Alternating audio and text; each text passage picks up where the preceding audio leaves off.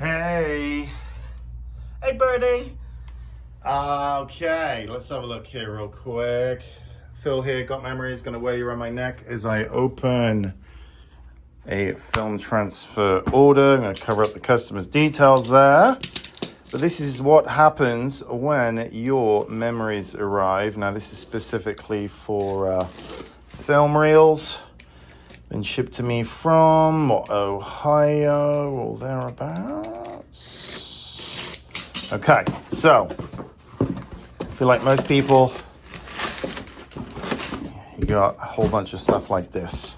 Okay, different size reels, etc., etc. Now, the number one thing, I talk about on my channel and for consumer awareness is these original films were sent off to Kodak. They were used on the camera, developed, you go to Walgreens, send them off, or just ship them to, these were from 1961 to 1963, this lot. Now, a lot of people do not know a lot of things. This isn't something you do every day. So consumer awareness, I don't care whether you give it to me here at Got Memories. This is what you need to be seeing with tons and tons of reviews and just impeccable OCD work. Now, companies typically will take all of your individual reels that have got individual information on them, subject matters, etc., and then splice them together onto larger reels.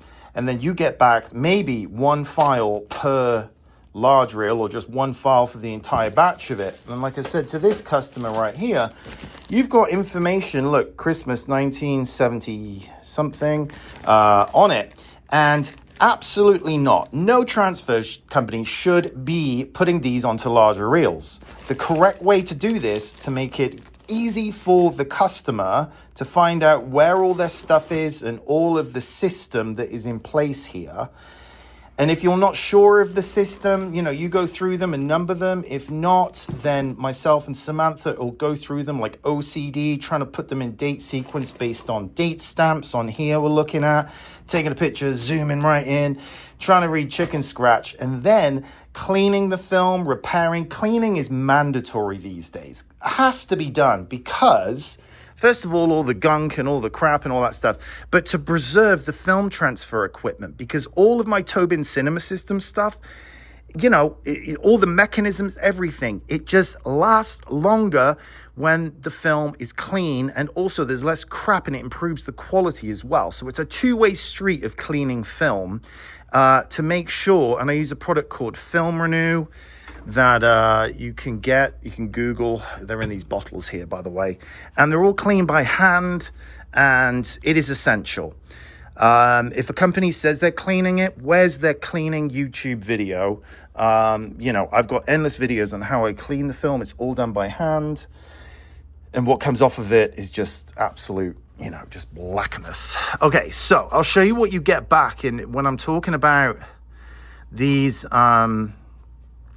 things here. Okay, so zooming in here. Now, if there's nothing written on them, reel 1, 2, 3, 4, that's how it should be. Now, if there are things written on them, and let's have a look here. I'm just going to show you. This isn't film reels, but this is exactly what you get back. Okay, so imagine all those individual reels, and they've all got like Christmas 1963, all written on them, individual. This takes so much time to do, so much more time to do, and that is why companies will splice them all onto larger reels to make their job easy, and it's going to make your job an absolute cluster on the back end, because you're like, oh my God, where's the Christmas 1970? And you've got one file, you've got to find it. Now you've got to split one long file up into, I think there's about 43 different files here. Forget it. It's just an absolute, you've got a massive job ahead of you trying to figure out, and people don't know this, and when they get it all back, they're like, what? Or they've got like a long barcode, like no one's typed out the actual individual information. This is all should be done by a company that is digitizing film reels. Period. End of. It's the only way to do it correctly. This stuff is either priceless or it's worthless. If you hand it over to the lowest bidder You're not checking YouTube, you're not checking Google reviews. You need to see YouTube to see how they're doing it. Because companies are just getting projectors and shining off of a toaster and then videotaping it off that. And you don't know because people don't know to ask these questions. So the quality that can come off of them is potentially really good. But what people are getting back a lot of times, dark, heads are cropped off, blurry, jittery, jumpy, flickery, a whole bunch of crap. And, and then you're like, oh, I guess, they're old. Perfect excuse to cop out and give crap back is because it's old. So you need to be seeing, let me show you real quick here if I can find, I'm trying to think of a last name. Here we go. All right, film reels. Also, if you've got multiple different formats, this is how a particular customer gave me audio cassettes. I don't advertise that I do audio, but I do bundle it in so people have got a one-stop shop. Photographs, everything's neatly organized in a file directory. So the film reels were all like this. Reel 1, 2, 3, 4. These were all going back. So all the information that was written on the original reels, all those little pieces of paper, are put into right here. And then it's 1939, and the quality that can come off of these things is really good. I mean, we're talking, this is like 90 years old, 85 years old. And you can skim through like all of this, and the grain is right there.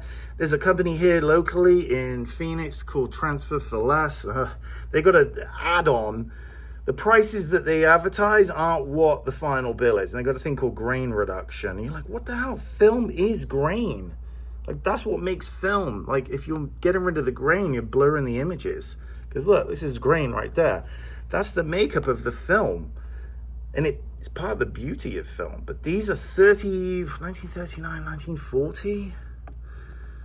So these were all clean. That's why you don't see all the fur and the fluff on the edges, which you see a lot of. Let's have a look here, 1945. These are black and white. You sometimes get all these bits. That was actually inside the camera, like actually printed on the film itself.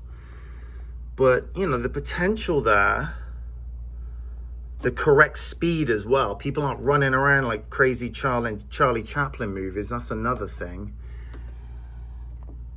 I see a lot of. The speeding up the frame rate to eliminate flicker off of, and this is 8mm, 16mm looks even better. And this is streaming off of, there we go, there's some color film from the 40s. I mean, really, really rare stuff. Yeah. And so anybody that you're sharing this with can go, oh my goodness, Leon's birthday. Like, that information, I can guarantee you 90% of transfer companies aren't putting that in the file directory. And you think, well, why not? Because they're just churn and burn. It's churn and burn. Get in, get out. Give me your money. No, what is it? Give me your money. Send me your crap. Get it in. Just butcher it and then throw it back. And this film is so delicate. I mean, if they're running it through a projector, it can get chewed up in an instant. So whoever you're entrusting with these priceless memories, this can be so easily damaged in the wrong hands. It just blows my mind that people would pay $50 a reel back in the day, and for half that price, there's some videotapes here. He's checking out. So anyway, that's me. Gotmemories.com. I am in Phoenix. I get working from all over the world. No matter where you are in the world, I give everything back to you in a universal MPEG-4 format, so there's no PAL, NTSC, any of that stuff.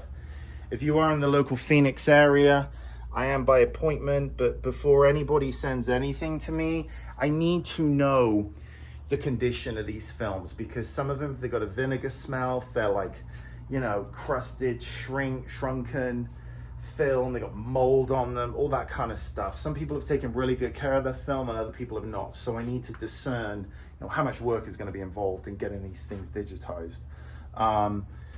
So that's pretty much it. My pricing, it's actually reasonable, comparative in the industry, to be truthful, but I put a lot of work and effort into it, and my reviews reflect everything that I do. Top quality work, personal customer service, all that kind of stuff.